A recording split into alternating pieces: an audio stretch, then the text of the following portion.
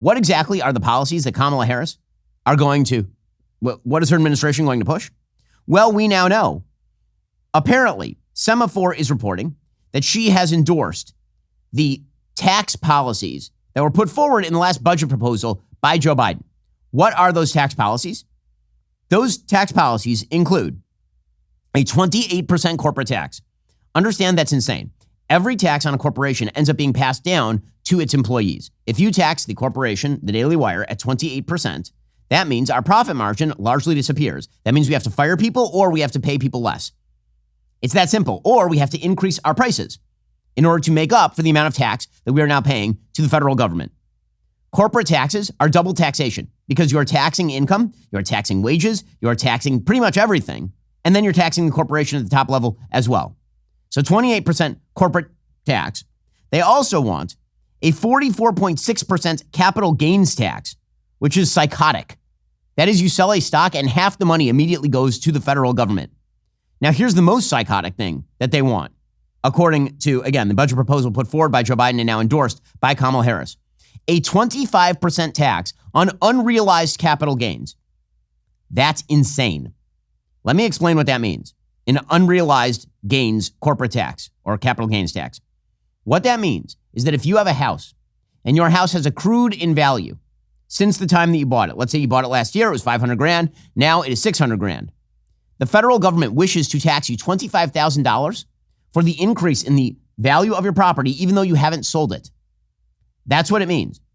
If you're a business, you're a private business, and let's say that you're privately held, you've never gone to market, you've never sold your actual stake in the company. So let's say that you own a company and you started it, say, 10 years ago, and now that company is worth $1 billion, but it's never actually been sold for $1 billion. It's quote unquote worth $1 billion. Now, let's be realistic about this. Daily Wire, we're a privately held company. That means that we have not gone to market. We're not publicly traded, nothing like that. We can't even borrow against our stock because we're a privately held corporation and the actual material assets of the company are not borrowable. You can't borrow against those material assets of the company in the same way. There's nothing to actually seize, for example. There's nothing to foreclose upon because we don't actually own a giant physical property, for example. Okay, but let's say that we're $1 billion company for the sake of argument. We're more than that, but let's say we're $1 billion company for the sake of argument. Okay, if we're $1 billion company, that means the federal government would come in and levy a tax on us for not selling the company of $250 million. The annual gross revenue of our company last year was $220 million. Okay, that's crazy. It bankrupts half the companies in existence. It's insane. It's patently crazy.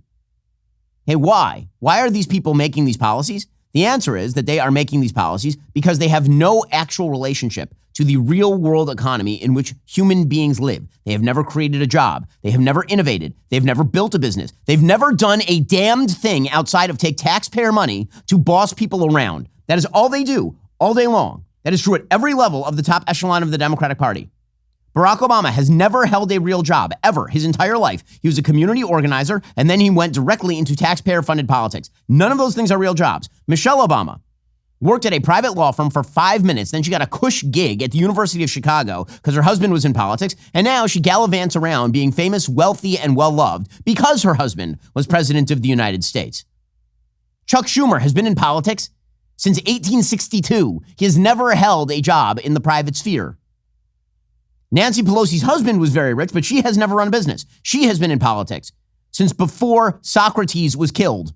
They kept telling you the economy was booming, everything was fine, and now they're telling you, whoopsie doodle. Well, here is the thing. Anyone with a basic understanding of economics can see that the economy is not in amazing shape right now. I've been telling you for years to diversify your portfolio with precious metals. If you'd listened to me before, you'd be in better shape now. So now might be a good time to consider diversification with my friends over at Birch Gold. Birch Gold makes it easy to convert your IRA or 401k into a precious metals IRA. It's a smart way to protect your hard-earned savings from the impending economic disaster. But hey, if protecting your financial future isn't enough motivation, how about this fun thing? Backed by popular demand, now through the end of the month, you can get your very own 24-karat gold-plated Truth Bomb on qualifying purchases. It's a little reminder of the Truth Bombs we here at Daily Wire deliver every day, and it's the smart decision you made to invest in gold. Here's what you need to do. Text Ben to 989898. You'll get a free info kit and learn how you can own gold in a tax-sheltered IRA account. Let's all put our financial parachutes on before the economy takes a nosedive. Do not wait for the crash to hit. Text Ben to 989898 right now. Claim your eligibility. Qualifying purchases made before August 31st can get a golden truth bomb to serve as a reminder of the great decision you made to protect your savings with gold. That's Ben to 989898.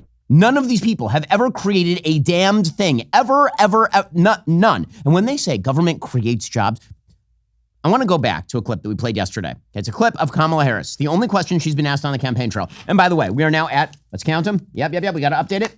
Day 32 of no serious interviews for the Democratic presidential nominee. 0 interviews, 0 serious questions. But the one question that she was kind of asked about how she would pay for her policies. Like, this is a thing that typically, if you're in business, you have to answer. How do you pay for the thing you want to do? You have to go borrow. That creates significant tailwinds.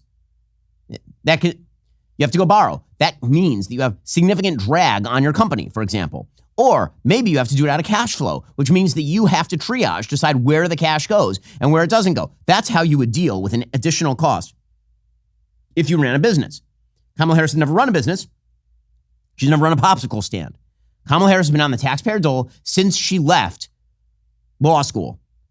And half of those taxpayer-funded jobs were created specifically for her because she was sleeping with Willie Brown in her early career. That's just a reality. It's not sexist. It's just reality. I'm sorry. Those were her life decisions, not mine. So I get to talk about them since she's the one who wants to be president of the United States. That's the way this works. That's not sexist. It's reality. Willie Brown himself has said so. She, of course, obscures it. That happens to be the case. Okay, so I want to play a clip from yesterday. Here is a clip in which she explains how she's going to pay for these proposals. You unveiled some economic policies last week. Yeah.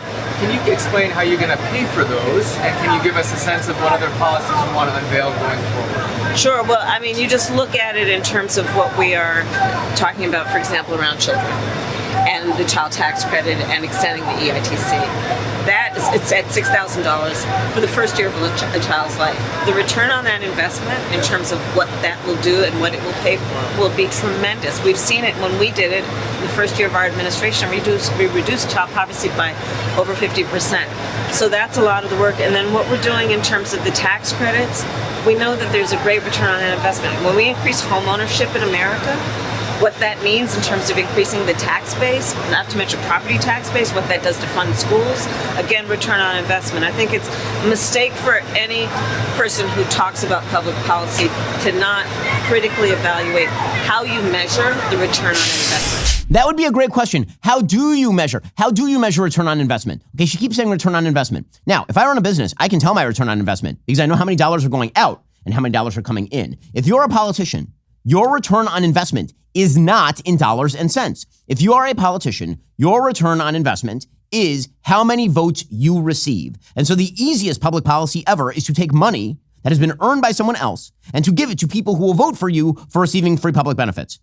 That is the actual return on investment she is talking about. Don't give me this crap about the return on investment is reducing child poverty. Okay, throwing checks at people does not reduce child poverty in any serious way, absent the extreme short term. Because it turns out that if you don't change the trajectory of income earning in a family, cutting somebody a check doesn't actually solve the problem for more than the next 5 minutes. To actually solve long-lasting poverty, you need free enterprise, free markets, entrepreneurship, innovation, job creation. Those are the things you actually need.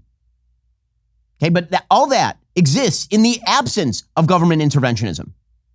She has never run a business, so she doesn't have to answer in terms of business. She just hijacks business terms like return on investment to mean I pay off my political constituents, and then the return on investment to me is votes.